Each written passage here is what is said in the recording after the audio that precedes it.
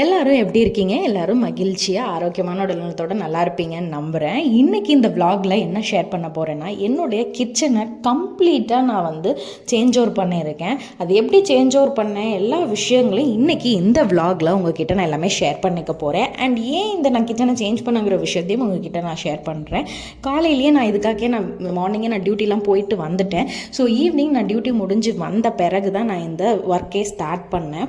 இதுக்கு வந்து நான் ஆக்சுவலி சேஞ்ச் பண்ணதுக்கு ரீசன் வந்து இந்த ரெய்னி சீசன் வந்த டயத்தில் எங்கள் கிச்சனோட வாலில் வந்து பார்த்திங்கன்னா ஃபுல்லாகவே நல்லா ஈரங்காத்து போச்சு. ஸோ அதனாலேயே வந்து நல்லா பேட்சாக ஒரு மாதிரி அழுக்காட்டம் தெரிஞ்சுது. ஸோ அந்த பெயிண்ட் எல்லாம் கொஞ்சம் ரொம்ப டிஸ்டர்பாக இருந்த மாதிரி இருந்தது. ஸோ எனக்கு அது பார்க்க சுத்தமாக பிடிக்கல. ஸோ அதை சேஞ்ச் அவுட் பண்ணணும்னு சொல்லிட்டு இருந்தேன். வீட்டில் சொன்னாங்க நான் வந்து ஆள் விட்டு பார்க்க சொல்கிறேன் அப்படின்னு சொல்லிட்டு நான் தான் சொன்னேன், எதுக்கு கிச்சனுக்குலாம் வந்துட்டு ஆள் விட்டு பார்க்க சொல்லி அதுக்கு ஒரு தேவையில்லாத ஒரு செலவுலாம் இருக்கும், நானே பார்த்துக்கிறேன்னாங்க. பட் அவங்க அப்பயே என்கிட்ட சொன்னாங்க, இதுக்கு டைம் எடுக்கும், ரொம்ப நேரம் உட்காந்து பார்க்க முடியும், உங்களுக்கு இது புதுசு, நல்லா வேண்டாம், நான் ஆள் விட்டு பார்க்க சொல்கிறேன், நான் தான் வீரப்பா, நானே பார்த்துப்பேன், நானே செஞ்சுக்கிறேன் அப்படின்னு சொல்லி நானே செய்கிறேன் அப்படின்ட்டு ஒரு வாக்குறுதி கொடுத்து நானே ரெடி பண்ண ஆரம்பித்தேன். கிச்சன் ஒர்க்கை ஸ்டார்ட் பண்ணுறதுக்கு முன்னாடி ஃபஸ்ட்டு மற்ற எல்லாத்த ஒர்க்கையும் முடிச்சிடுவோம். ஏன்னா அது கை வச்சோம் அப்படின்னா கண்டிப்பாக ரொம்ப நேரம் இழுத்துடும், மற்ற வேலையை பார்க்க முடியாதுங்கிறதுனால ஃபஸ்ட்டு வந்து நான் கொஞ்சம் க்ளீனிங் ப்ராசஸ் வேலையெல்லாம் இருந்தது. ஸோ அதனால் வந்து எங்கள் வார்ட்ரோப்பில் இருக்க ட்ரெஸ்ஸஸ் எல்லாம் அடுக்கி ப்ராப்பராக வச்சுட்டு அதுக்கப்புறமா பெட்டெல்லாம் க்ளீன் பண்ணிவிட்டு அண்ட் ட்ரெஸ்ஸிங் டேபிளில் இருக்கிற கண்ணாடியெல்லாம் கொஞ்சம் மெஸ்ஸியாக இருந்தது, அது எல்லாமே கம்ப்ளீட்டாக வாட்டர் வச்சு க்ளீன் பண்ணேன். நீங்கள் வந்து கண்ணாடியை வந்து விபூதி வச்சு தொடப்பீங்களா, அந்த மாதிரி தொடச்சிருக்கீங்களா அப்படிங்கிறத மறக்காம கமெண்ட் பண்ணுங்க. இது எங்கள் அம்மா எனக்கு சொல்லிக் கொடுப்பாங்க, விபூதி வச்சு நம்ம கண்ணாடி தொடச்சோன்னா இன்னும் நல்லா பளபளன்னு இருக்குன்னு. ஸோ அதனால் ஃபஸ்ட்டு நான் வந்து கம்ப்ளீட்டாக தொடச்சிட்டு அதுக்கப்புறமா ஒரு டைம் விபூதி வச்சு தொடப்பேன். உண்மையாகவே செம்மையாக பளபளன்னு இருக்கும். அப்படியே பெட்டையும் நல்லா உதறி பெட்ஷீட் எல்லாம் நல்லா க்ளீன் பண்ணி நல்லா அதை வந்து மடித்து வச்சாச்சு. பிகாஸ் எனக்கு தூங்குற டைமில் எனக்கு அந்த பெட்டு அண்ட் பெட்ஷீட் எல்லாமே ப்ராப்பராக நீட்டாக க்ளீனாக இருந்தால் தான் பிடிக்கும். ஸோ இதெல்லாம் எனக்கு சுத்தமாக பிடிக்காது. அதனால் எப்போதுமே அதை எப்போவுமே க்ளீனாக வச்சுருப்பேன். பட் என்ன தான் நான் க்ளீன் பண்ணிட்டு இப்படி இந்த பக்கம் நகர்ந்தேன்னா எங்கள் வீட்டில் இருக்கக்கூடிய குட்டீஸ் வந்து அதை திருப்பி போட்டு அதை அதம் பண்ணி கிளம்ஸி ஆக்கிடுவாங்க. பட் எகெயின் நான் வந்து அலுப்பு பார்க்காம திருப்பி அதை வந்து ரிப்பீட் பண்ணுவேன். இந்த மாதிரி உங்களுக்குலாம் அந்த ஹேபிட் இருக்காங்கிறத மறக்காமல் கமெண்ட் பண்ணுங்கள். ஓகே, கிச்சனை கம்ப்ளீட்டாக சேஞ்ச் ஓவர் பண்ணுறப்போ அதே சமயம் என் மைண்டில் திங்கிங் ஓவராக தேவையில்லாத செலவும் பண்ணக்கூடாது, வேண்டாம் அப்படின்னு இருந்துச்சு. ஸோ கம்மி பட்ஜெட்டில் க்ளீன் அண்ட் கிளியராக பண்ணணும் அப்படிங்கிற ஒரு தாட் இருந்தது. ஸோ இதுக்கு நான் ரொம்ப சிம்பிளாக நான் உண்மையாக சொல்லணும், இதுக்கு ஒரு 2000 நான் கம்ப்ளீட்டாக நான் எல்லா ஒர்க்கையுமே கம்ப்ளீட்டாக முடிச்சுட்டேன். எதுவுமே நான் எக்ஸ்ட்ரா நான் அதுக்கப்புறம்லாம் இது பண்ணவே இல்லை, செலவு பண்ணல. ஸோ அதுக்குள்ளேயே நான் க்ளீனாக வந்து என்னோடய கிச்சனை வந்து அழகாக ஆர்கனைஸ் பண்ணி வச்சுட்டேன். ஸோ இதுக்கு வந்து ஃபஸ்ட்டு நான் வாலை கிளியர் பண்ணுறதுக்கு வந்து நான் பெயிண்ட் வாங்கினேன். நாளே நான் ஈவினிங் போயிட்டு நான் வந்து பெயிண்ட் எல்லாமே பர்ச்சேஸ் பண்ணிட்டு வந்துட்டேன். அங்கே போன பிறகு தான் எனக்கே தெரிஞ்சது பெயிண்டில் நிறைய வெரைட்டிஸ் இருக்குது அப்படின்ட்டு. ஸோ அதில் வாட்டர் பெயிண்ட்டு, ஆயில் பெயிண்ட்டுன்னு ரெண்டு சொன்னாங்க.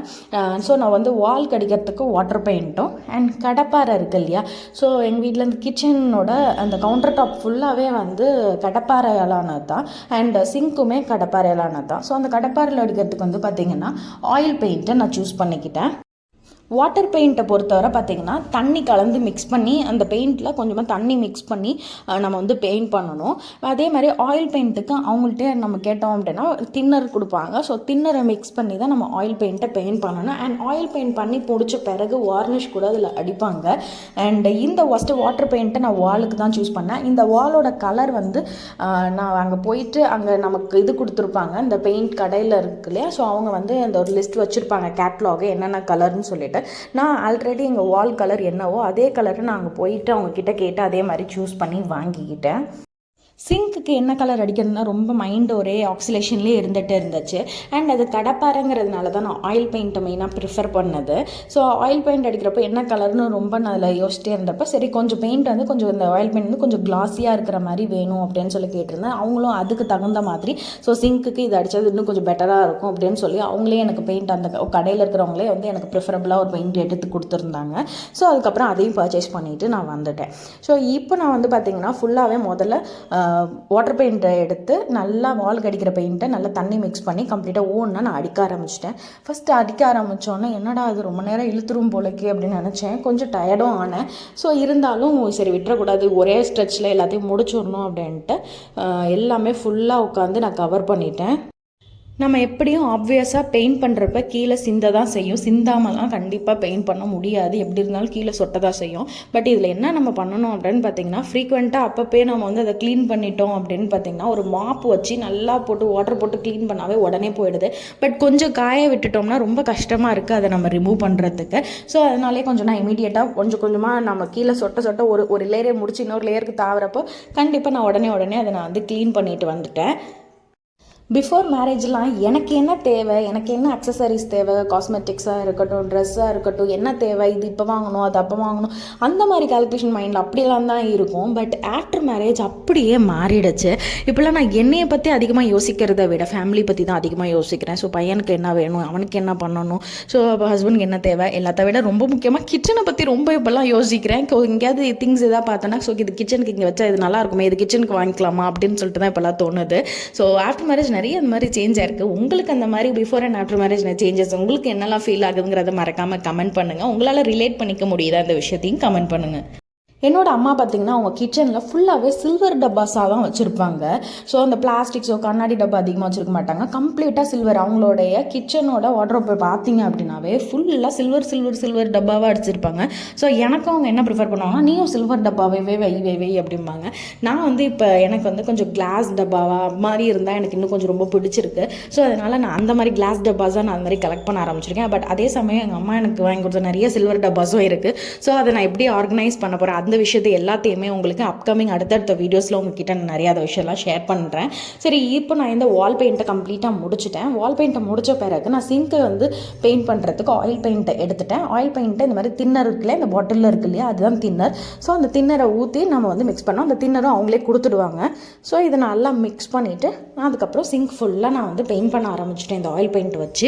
பட் இதில் என்ன அப்படின்னா, நம்ம வந்து சிங்க்கை வந்து பெயிண்ட் பண்ணுறதுக்கு முன்னாடி சிங்க்கில் வந்து கொஞ்சம் கூட தண்ணி இருக்கக்கூடாது. நான் ஆல்ரெடி வந்து ஒரு 8 hours நல்லா தண்ணி இதில் ஊற்றாமல் நல்லா ட்ரை பண்ணி வச்சுட்டேன். அதுக்குனால தான் வந்து நான் ஈஸியாக எனக்கு வந்து பெயிண்ட் பண்ண முடிஞ்சுது.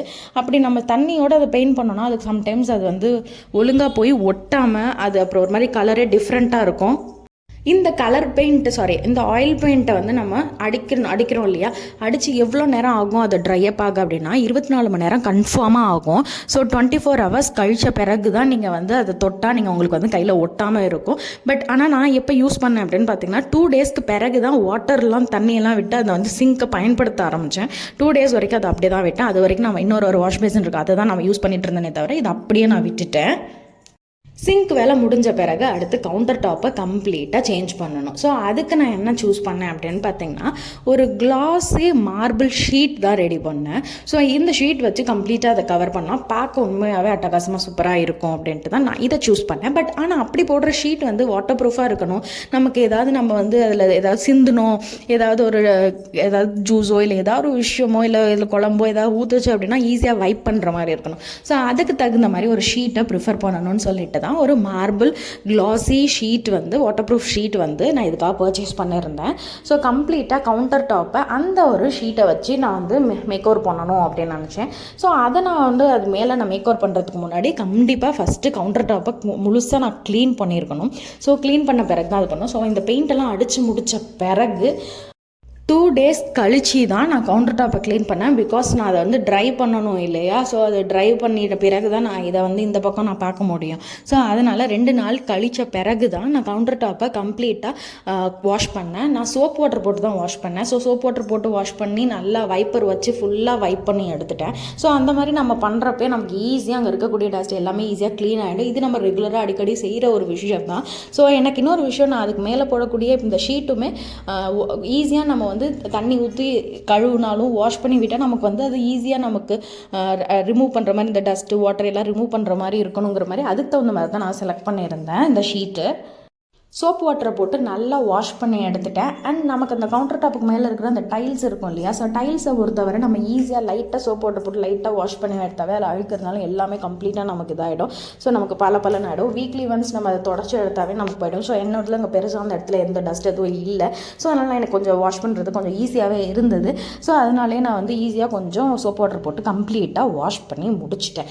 வாஷ் பண்ணி முடிச்சு எகெயின் இதுவும் ட்ரை ஆகணும் இல்லையா. ஸோ அதுக்கப்புறம் இது கொஞ்சம் டைம் விட்டு அதுக்கு பிறகு எனக்கு ஒரு லெஷர் டைம், இதுக்குன்னே கொஞ்சம் லெஷர் டைம் எடுத்து அதுக்கு பிறகு தான் நான் கவுண்டர் டாப் மேலே நான் வந்து ஷீட் வந்து நான் கம்ப்ளீட்டாக ப்ளேஸ் பண்ணேன். உண்மையாகவே அந்த ஷீட் வந்து பார்க்குறதுக்கு வந்து நல்ல க்ளாஸி ஃபினிஷாக இருந்துச்சு. நான் இது எண்ட் ஆஃப் இது வீடியோவில் நீங்கள் வந்து அதை கம்ப்ளீட்டாக நீங்கள் செக் அவுட் பண்ணிங்கன்னா உங்களுக்கே தெரியும் அந்த ஷீட் எந்த அளவுக்கு வந்து கிச்சனை அழகாக மாற்றிருக்கு அப்படிங்கிறத டோட்டலாகவே உங்களுக்கே அது புரிய வரும். ஸோ அடுத்தடுத்து வரக்கூடிய வீடியோஸில் நான் உங்களுக்கு வந்து இப்போ என்னோடய ஃபைனலாக இப்போ கிச்சன் எப்படி இருக்குங்கிறத அதோ இப்போ இந்த உங்களுக்கு கிளிப்பிங்ஸ் வீடியோஸ் வரும். ஸோ அதில் நீங்கள் பார்ப்பீங்க. அண்ட் இதில் நான் அடுத்தடுத்து என்னென்ன கிச்சனில் மெட்டீரியல்ஸ் எப்படியெல்லாம் ஆர்கனைஸ் பண்ணி வச்சுருக்கேன் கிச்சனை அப்படிங்கிற விஷயத்தில் நான் அடுத்த வீடியோஸில் உங்ககிட்ட நான் எல்லாத்தையுமே ஷேர் பண்ண போகிறேன். அண்ட் நிறைய பேர் வந்து ஹேர் ஆயில் பற்றி ஹேர் கேர் பற்றிலாம் நிறைய கேட்டிருந்தீங்க நிறைய பேர். ஸோ ஈவன் வந்து நம்மளோட இன்னொரு ஹெல்த் கேர் சேனல் இருக்குது. ஸோ அந்த இதுலேயும் கேட்டவங்களுக்கும் நிறைய பேர் வந்து உங்களுடைய ஹேர் கேர் பற்றி சொல்லுங்கள் அப்படின்ட்டு. ஸோ அவங்க எல்லாருமே ஆல்ரெடி என்னோடய ஹேர் ஆயில் பற்றி நான் ஒரு வீடியோஸ் அப்லோட் பண்ணியிருக்கேன் நம்மளுடைய இந்த டாக்டர் பத்மாஸ் வியூ சேனலில். அண்ட் அது மட்டும் இல்லாமல் என்னோடய ஹேர் கேர் டிப் விஷயமும் ஒரு வீடியோவை அப்லோட் பண்ணியிருக்கேன். அது இது வரைக்கும் நீங்கள் பார்க்கல அப்படின்னா செக் அவுட் பண்ணி பாருங்கள், கண்டிப்பாக உங்களுக்கு ஹெல்ப்ஃபுல்லாக இருக்கும். அண்ட் நெக்ஸ்ட் வீடியோவில் உங்களை எல்லாரையும் சந்திக்கிறேன். அண்ட் தமிழ் நியூ இயருக்கான வீடியோ விலாக் வீடியோவும் அடுத்தடுத்த வீடியோஸில் உங்களுக்கு கண்டிப்பாக வரும். அதையும் மறக்காமல் பார்த்து என்ஜாய் பண்ணுங்கள். வெயிட் மறக்காமல் என்னோடய கிச்சன் ஃபைனலாக எப்படி இருக்குது அப்படிங்கிறத மறக்காமல் கமெண்ட் பண்ணிவிடுங்க. And stay tune. Tata, bye bye.